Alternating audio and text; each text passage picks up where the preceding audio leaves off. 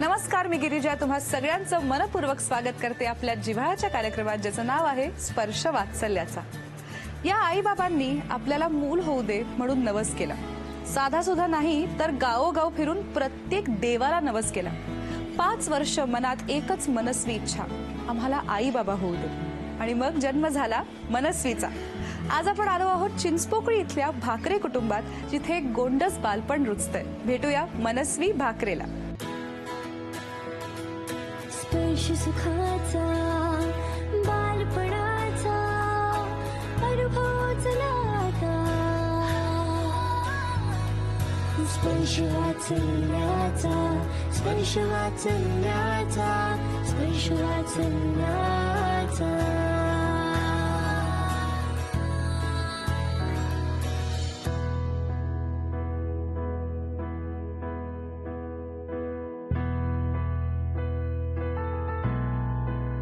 हाय मनू, ए मनू, तू काय खातेस? तू बिस्किट खातेस का? तुला मी ह्याच्यातनं थोडीशी हवा घालू का? तर मनस्वीची आणि माझी तर मैत्री झाली आहे, पण हे सगळे तिचे कोण आहेत आपण जाणून घेऊया। तुमच्यापासून सुरुवात करूया। माझे नाव भाग्यश्री संदीप भाकरे, मी मनस्वीची मम्मी आहे। ओके। मी संदीप श्रीरंग भाकरे, मी मनस्वीचा पप्पा। मी मनस्वीची आजी आहे आणि माझं नाव शांता रघुनाथ जाधव आहे।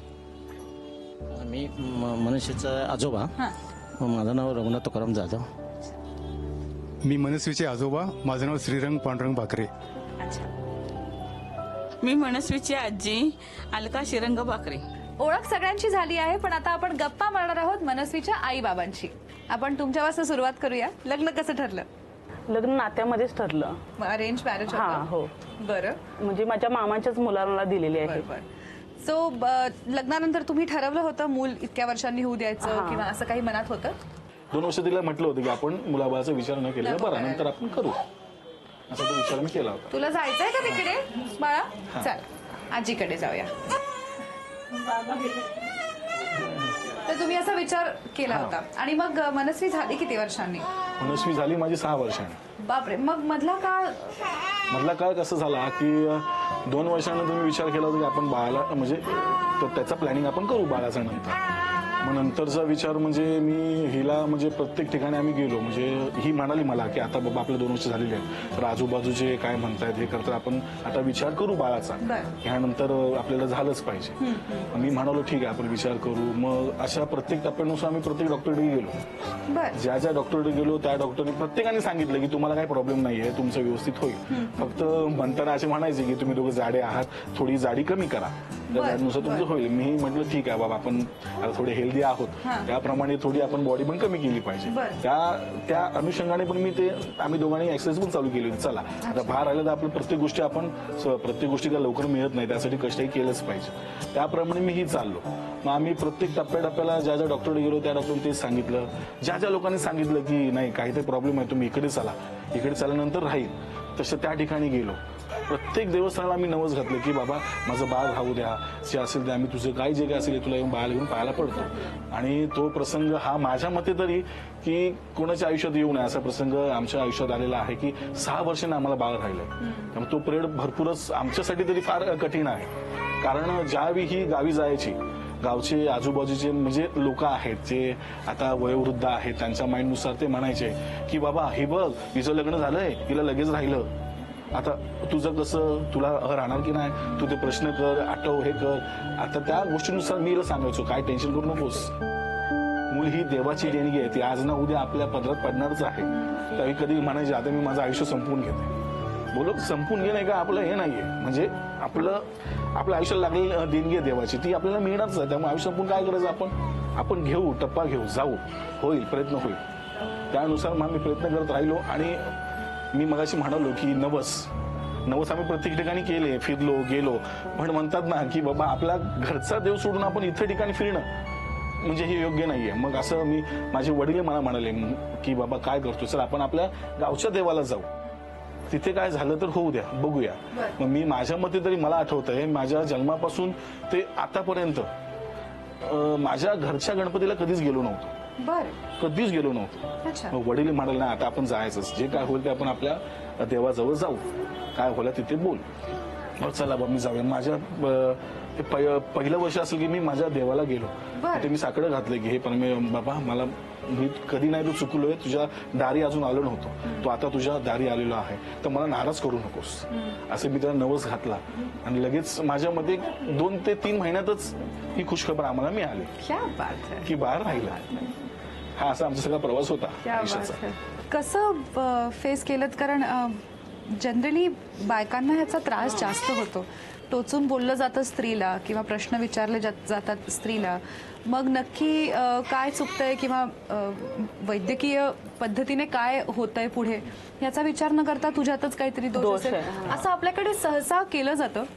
तर स्वतःला कसं समजवलं किंवा नक्की कसं पार पाडलं दिव्य? कारण 6 वर्षांचा काळ हा तुम्ही सांगताय तसा जर गावी गेला इथे असेल जास्त तर फरक पडायचा नाही, एवढं कोण लक्ष देत नाही.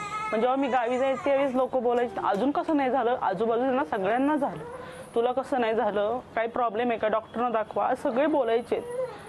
मग मी बोलायचे ठीक आहे बघेल आम्ही, पण सगळे बोलायचे प्रत्येक वेळेस. तर मी एक वेळ बोलली की मी नाही जाणार आता गावी, जेव्हा मला बाळ होईल त्यावेळेस जाणार गावी. तर हे बोलले ठीक आहे माझं मी जाऊन येईल. कारण ते जाऊन आले तर मी बोलली गणपतीला येईल तर मी आता बाळाला घेऊनच येईल, आता मी येणार नाही. मग हे गणपतीला जाऊन आल्यानंतर आता राहिले, आता यावर्षी जाईल बाळाला घेऊन.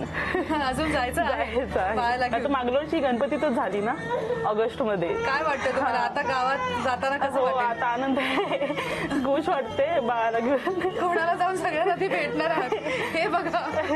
सगळ्यांना भेटतील, दाखवेल हा माझी मुलगी आहे. मग पहिल्यांदा जेव्हा बातमी कन्फर्म झाली ते कसं सांगितलं किंवा? हा मी सकाळी 7 वाजता उठले आणि चेक केलं तर पॉझिटिव्ह आल्यानंतर मी पळत गेले यांना उठवायला की उठा मी प्रेग्नेंट आहे म्हणून. तर हे त्यावेळेस बोलले हळू सावकाश चढ बोलतात, खाली न पडशील वगैरे. लगेच हो प्रसंग असा म्हणजे मी शो करून आलो होतो आणि म्हटलं आपलं झोपलेलो, तर सकाळी 7चा टायमिंग असेल 7 वाजता. तर हिने सहज ते सगळं चेक केलं, जे आपल्या प्रोसिजर असतात त्याप्रमाणे तिने चेक घरी check केलं, केलं. घरी चेक केलं. तर मला खालूनच ओरडायला लागली, अहो उठा, अहो उठा. मी म्हटलं काय झालं ग, कशाला एवढी ओरडतेस? मग ती तिथून माझ्या मते शिडीवरून धावत जी वर आली.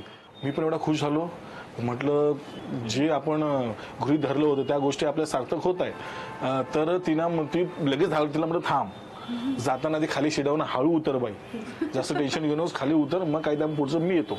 मग खाली आलो, त्यानंतर आल्यानंतर मग हिने आईला फोन या सगळ्या गोष्टी सांगितल्या की असं झालंय. तिकडून खुश झाले, मी तर खुश होतीच. मग नंतर हिला सांभाळून सगळ्या गोष्टी करायला मी सांगितल्या. तर दोन्ही आज्या माझ्या बरोबर आहेत मनस्वीच्या, आणि आजोबा पण आहेत, त्यामुळे आपण त्यांच्याशी गप्पा मारूया. मगाशी आईबाबांशी बोलत असताना असं कळलं की बऱ्याच वर्षांनंतर मनस्वीचा जन्म झालाय. आईबाबांना जसं बोललं जातं स्पेशली आईला, तसं सासूला आणि आईच्या आईला सुद्धा. मग तुम्हाला लोक विचारायचे का की बाळ का होत नाहीये, किंवा तुम्हाला काय अनुभव आला त्या दरम्यान? आई लोक बोलायचे की मला मी उशिराने झालेली, अच्छा. तुझ्या वळणावर गेली, अच्छा. अशी काय काय लोक बोलायचे. बरं. तर मी म्हणायचे असून दे, आता कधी मला उशिरान झालं नंतर माझ्या मी मुलीला होईल आज नाही उद्या. मग मी असं म्हणत गेलं प्रत्येकाला. काय वेळानं आपलं झालं माझ्या मुलीचं चांगलं. पण तुम्ही काही नवस बोलले होते का? मी बोलले ना, आमच्या देवीला बोललेले, आमच्या तिथं घरी बोललेले. आजी तुमचा काय अनुभव होता? मला पण तसाच अनुभव आहे, पण मी संतोषी मातेला नवस केला होता. बर, सुरुवातीला तुम्ही होतात, होय, मग सुरुवातीला रात्री जागणं बिगणं माझी मी करायची. तुम्ही करायचं? काय कंटाळा येत नव्हता. कोणाच्या ड्युटी असायच्या? आम्ही दोघीच असायचं. आई आणि मग आजोबांची ड्युटी असायची की नाही? हो, ड्युटी होती ना. मी घरी आल्यानंतर संध्याकाळी 11, 11:30 नंतर 2 वाजेपर्यंत तिला घेऊन बसायची, हीच माझी ड्युटी होती. तुम्ही सुद्धा मुलं वाढवली आहे, अर्थात त्याच्यात आता खूप मोठा काळाचा फरक आहे. पण काय वाटतं, पद्धती बदलल्या हा, आहेत? खूपच बदलल्या काय फरक पद्धती. जाणवतो? काय फरक जाणवतो तुम्हाला? पहिलं म्हणजे असं एवढं लहान मुलांचं असं एवढं कोण कौतुक करत नव्हतं.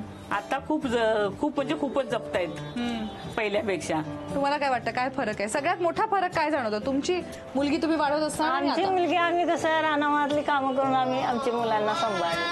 तसं आता ह्या मुलीला आम्ही 9 महिने रानात गेलो नाही. बर, हिच्यासाठी घरात बर. थांबलो, नातीसाठी. मनस्वीच्या दोन्ही आज्यांशी गप्पा मारल्या आहेत. आता त्यांच्याबरोबर एक छोटासा खेळ खेळणार आहोत. दोन्ही आज्यांबरोबर आपण आता एक खेळ खेळणार आहोत. सज्ज आहात? मी खेळ समजावून सांगते. इथे मध्ये एका वाडग्यामध्ये काही मणी ठेवले आहेत आणि दोऱ्याची रिळं आहेत. तुम्हा दोघींनाही या मण्यांची एक माळ करायची आहे मनस्वीसाठी. जास्तीत जास्त मण्यांची माळ 1.5 मिनिटाच्या जी आजी करेल ती जिंकेल झी युवा तर्फे मनस्वीसाठी एक आकर्षक चांदीची भेटवस्तू. सज्ज आहात? तुमची 1.5 मिनिटाची वेळ सुरू होते आता.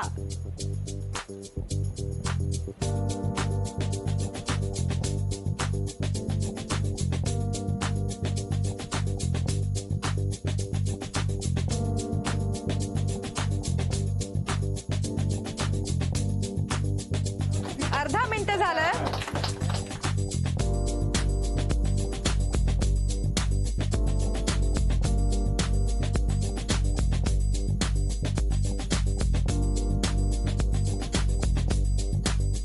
शेवटचे 10 सेकंद उरले.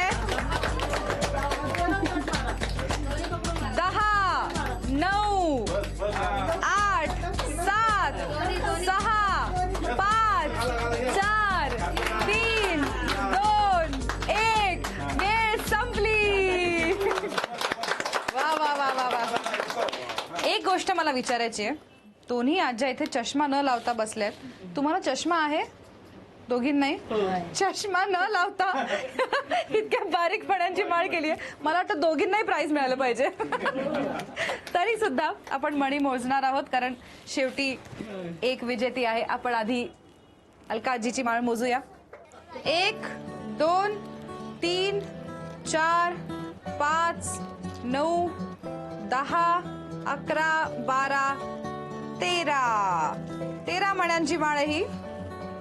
आणि ही आहे 1, 2, 3, 4, 5, 11, 12, 13, 14, 15 आणि 16. क्या बात है. शांत आजी जिंकलेल्या आहेत आणि मनस्वीसाठी त्यांना मिळते खास झी युवा तर्फे चांदीची भेटवस्तू. बऱ्याचदा आपल्या मनात बऱ्याच गोष्टी येतात जेव्हा आपण लहान मुलांच्या आईवडिलांना बघतो. त्यांचं वागणं कधी कधी मुलाच्या बाबतीतलं खटकतं, कधी कधी खूप कौतुक वाटतं. या सगळ्या गोष्टी आपण सहसा बोलून दाखवत नाही. पण आज तुम्हाला एक संधी मिळते की ती सांगायचंय मला या माध्यमातून. तुम्ही मनस्वीच्या आई बाबांना मनस्वी बद्दल ते जे काही करतात, जे काही वागतात त्याबद्दल तुम्हाला काही आवडत असेल. मनस्वीने सांगून झाले तिला काय हवंय काय नको. आता तुमची वेळ आहे. तर मी मावशींच्या हातात एक फोन दिलाय. हा फोन आपण सगळ्यांमध्ये फिरवणार आहोत आणि एक संगीत वाजणार आहे. संगीत वाजत असेपर्यंत फोन फिरवायचा आहे आणि संगीत बंद झालं की ज्याच्या हातात तो फोन असेल त्यांनी बोलायचंय. मनस्विनीच्या आई बाबांना म्हणजे भाग्यश्री आणि संदीपला तुमच्या मनात जे काही आहे ते बोलून दाखवायचंय. फक्त ह्या दोघांना बोलायची अजिबात परवानगी नाहीये. तुम्हाला ह्याच्या सगळ्या स्माइलीज आहेत, आजकाल आपण सगळ्यांना पाठवत असतो. तर तुमची प्रतिक्रिया ही ह्या स्माइलीज मधनं तुम्हाला व्यक्त करायची आहे. ठीक आहे, सुरू करूया. चला संगीत सुरू करूया. प्लीज फोन पास करा.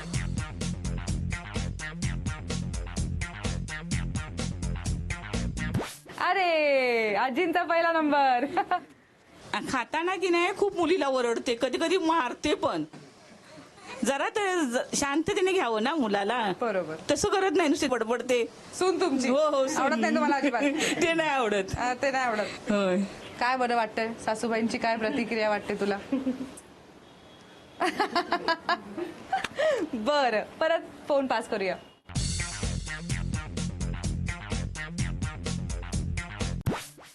आजी तुमच्यावर.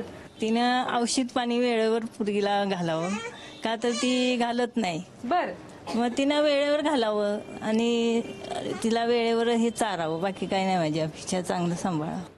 वा.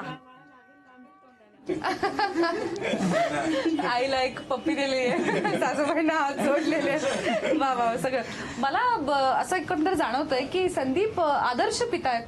त्यांच्याबद्दल कोणाला काहीच म्हणायचं नाही. तर अशा पद्धतीने सगळ्यांचं म्हणणं आपण ऐकून घेतलं आहे. त्यानुसार तुम्ही बदल करालच. पण मला असं वाटतं की तुम्ही एकमेकांना हातात हात घेऊन मनस्वीच्या साक्षीने आज एक प्रॉमिस करा. काय प्रॉमिस कराल एकमेकांना? जो वेळ हवा, म्हणजे प्रत्येक शंका आहेत की मी वेळ देत नाही, तो वेळ हिला मी नक्की देईन आणि हिच्या जसं तिला हवं तसं घडवण्याचा मी प्रयत्न एक वडील म्हणून पूर्ण करेन आणि तो पूर्ण करीनच. त्याबद्दल काही शंकाच नाही. क्या बात आहे. तुम्ही पण एक प्रॉमिस करा. हा, मामी बोलते त्याप्रमाणे मी पण तिची जरा जास्त काळजी घेईल. तिला ओरडणार नाही. ती जास्त काळजी घेईल, ओरडणार नाही हे मी प्रयत्न करील. आणि आई बोलते तशी मी तिला औषध वगैरे वेळेवर घालील, लक्षात ठेवील. मी ते आजपासूनच सुरू करेल. चला, दोघांनी एकमेकांना प्रॉमिस केलं आहे मनस्वीच्या साक्षीने. आता आपण दोघांबरोबर एक छोटासा खेळ खेळणार आहोत. बघूया ते मनस्वीसाठी काय जिंकतात. तर मी तुम्हाला खेळ समजावून सांगते. इथे एक बाळ आहे, बाहुली आहे अगदी तुमच्या मनस्वीसारखी. तिला तयार करायचंय आणि ह्या सगळ्या तयार करण्याच्या गोष्टी आपण ठेवल्यात. पावडर आहे, काजळ आहे, मोजे आहेत, डायपर आहे, टोपडं आहे, टॉवेल आहे आणि चड्डी सुद्धा आहे. तुम्हाला ह्यापैकी किमान 5 किंवा 5 पेक्षा जास्त गोष्टी पूर्णपणे व्यवस्थित बाळाला घालून तयार करायचं आहे. जर तुम्ही 5 पेक्षा जास्त किंवा 5 गोष्टी या बाळाला व्यवस्थित घातल्या तर तुम्हाला मनस्वीसाठी मिळणार आहे झी युवातर्फे मानाचा चांदीचा बाळकृष्ण. तर सोपं आहे, खेळ सोपा आहे नाही. असा कसा सोपा खेळ देणार. गंमत अशी आहे की मगाशी एकमेकांना प्रॉमिस केलं ना तसा एक हात धरून ठेवायचा एकमेकांचा. हात धरा पाहू. प्रॉमिस करताना कसा हात धरला होता. हा हात असाच ठेवायचा. आता तुमचा हा हात आणि तुमचा तो असं एकेका हाताने हे सगळं करायचंय जोडीने. कळलं. वेळ तुम्हाला मिळणार आहे 2 मिनिटांची. 2 मिनिटाच्या आत 5 किंवा 5 पेक्षा जास्त गोष्टी. तुम्ही अर्थातच त्यांना सांगू शकता हे असं कर ते तसं कर, सुचवू शकता आणि चेअर सुद्धा करू शकता. तर मनस्वीसाठी जिंकायचंय. तयार आहात? Okay, ready, study, start. आणि ते खरं बाळ आहे, त्याचे हाल नका करू. पावडर लावलेली आहे. अरे बापरे, डोळ्यात गेली पावडर. काजळ लावला आहे. बर, तर झोपा त्या बाळाला. 30 सेकंद झाले आहेत.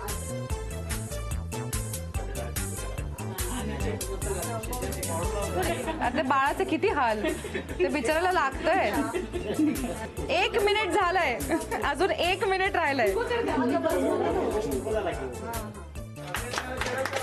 चला, 1.5 मिनिटं झालेलं आहे.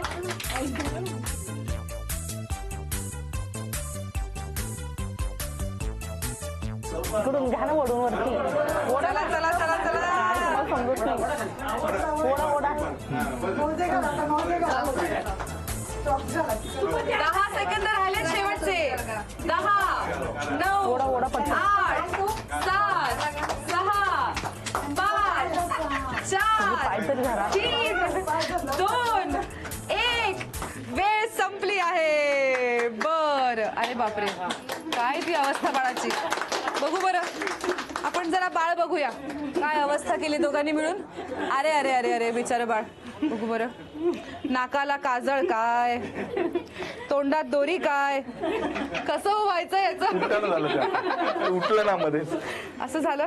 घ्या बरं, तुम्ही दाखवा बरं सगळ्यांना कसं दिसते तुमचं बाळ. अगं ग ग ग ग ग. बरं, आपण सगळं मोजूया. आपण पावडर लावली, काजळ लावलं, 1, 2, टोपडं गाठ मारली होती ती आत्ता सुटली आहे तर मी ते तुम्हाला देते. चड्डी, मोजे, झबलं मोजू शकत नाही कारण 1 बटन राहिलं, पण तरी सुद्धा 5 गोष्टी झाल्या आहेत. त्याचा अर्थ तुम्ही जिंकले आहात. या खेळात जिंकून तुम्ही मनस्वीसाठी जिंकला आहे झी युवातर्फे मानाचा चांदीचा बाळकृष्ण.